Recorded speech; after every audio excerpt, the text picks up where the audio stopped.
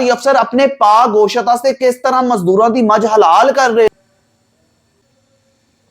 सख्ती से अमल दरामद कराया जाए। अस्सलाम वालेकुम जी, आप देख रहे हैं वॉइस ऑफ सियालकोट और मैं हूं नदीम गोरी। सियालकोट से आज की ये वीडियो सिर्फ और सिर्फ मरियम नवाज साहिबा को आगाही देने के लिए है कि आपके नाम की किस तरह सियालकोट के अंदर पमाली की जा रही है, आपके नाम को कहां कहां पर कैसे कैसे और कितने में बेचा जा रहा है, किस तरह गरीब मजदूरों के हकूक को स्लब किया जा रहा है। सियालकोट में इनके हकूक बेचे जा रहे हैं। सियालकोट के सरकारी अफसर अपने पागोशता से किस तरह मजदूरों की मज हलाल कर रहे हैं।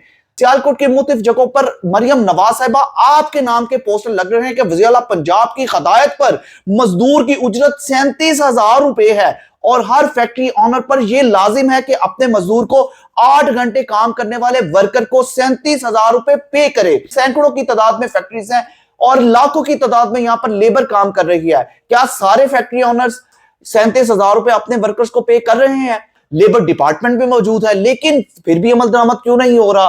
अमल दरामद इसलिए नहीं हो रहा कि आपके जो अमल दरामद करवाने वाले सरकारी अफसरान हैं वो अमल दरामद करवाने तो जाते हैं लेकिन अपना हिस्सा लेकर, रिश्वत लेकर वापस आ जाते हैं। ये वीडियो देख लें, आपको खुद अंदाजा हो जाएगा कि ये वीडियो अगर वायरल है, ये एक वीडियो है, ऐसी बेशुमार वीडियोस मौजूद है मुख्तलिफ ऑफिसर्स की, मुख्तलिफ इंस्पेक्टर्स की। तो ये है जी लेबर ऑफिसर राना सुहेल मसूद साहब। किसी एक फैक्ट्री में चेकिंग के लिए शायद गए हैं, तो वहां पर ये चेकिंग करने के बाद इन्होंने जब ड्रॉबैक देखे, मैडम मरियम नवाज साहिबा और गवर्नमेंट ऑफ पंजाब की जानिब से जो हदायतनामा जारी किया गया है उसके मुताबिक इस फैक्ट्री के अंदर काम सही से नहीं किया जा रहा। तो ये हैं तो लेबर ऑफिसर फैक्ट्रीज के, लेकिन ये किसी भी जगह चले जाते हैं। और इनके साथ एक और बंदा भी मौजूद है पैसे गिनने के लिए, कलेक्शन करने के लिए। एक बंदा नहीं जाता, ये 2 बंदे गए हैं। एक का नाम है राना सुहेल मसूद, ये लेबर ऑफिसर हैं, जबकि इनके साथ एहसान नामी क्लर्क मौजूद है। इसकी ड्यूटी है ऑफिस के कामकाज देखना, ऑफिस के मामला देखना। ऑफिस से बाहर जाकर छापा मारने के लिए इनको अलाउ नहीं कि ये वहां पर जाएं। लेकिन एहसान साहब राना सुहेल साहब के साथ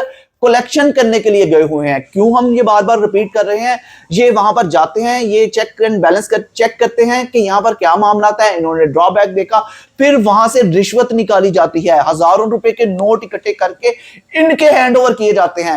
ये कैसे रिश्वत ली जा रही है ये आप खुद देख लें। राना साहब ने उधर से प्यार से पैसे पकड़े, हजारों रुपए के नोट इनको दे दिए। एहसान साहब अब एक एक नोट गिन रहे हैं कहीं कम ना हो जाए। जितनी कमिटमेंट इसने की है, फैक्ट्री ऑनर्स ने या जिसने भी जितनी कमिटमेंट की है, क्या ये इतने ही नोट हैं? तो ये नोट गिन रहे हैं ताकि ये नोट चेक किए, इनकी तसल्ली होगी कि पूरे हैं। उसके बाद इन्होंने अपनी पॉकेट में डाल रही है।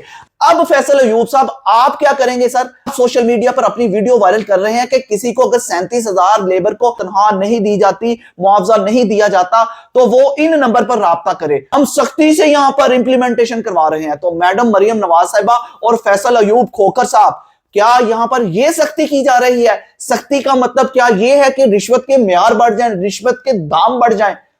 इस वजह से सख्ती की जा रही है कि लोगों की 37,000 लोगों को तो मिल नहीं रहा, लेकिन आपके अफसरान को रिश्वत जरूर मिल रही है, ये रिश्वत जरूर बटोर रहे हैं।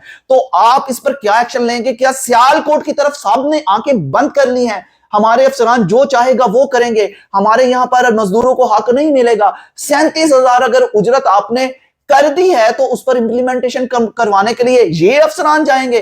कोई स्वीपर है, कोई फैक्ट्री वर्कर है, कोई दुकान में मुलाजमत करता है, तो सब में अगर 8 घंटे ड्यूटी करता है तो उसका हक बनता है कानून के मुताबिक कि उसको 37,000 रुपए अदा किए जाए। अगर वो 1 घंटा भी ऊपर काम करता है तो उसको पार्ट टाइम इनकम दी जाए। लेकिन यहां पर तो हो ही नहीं रहा ऐसे।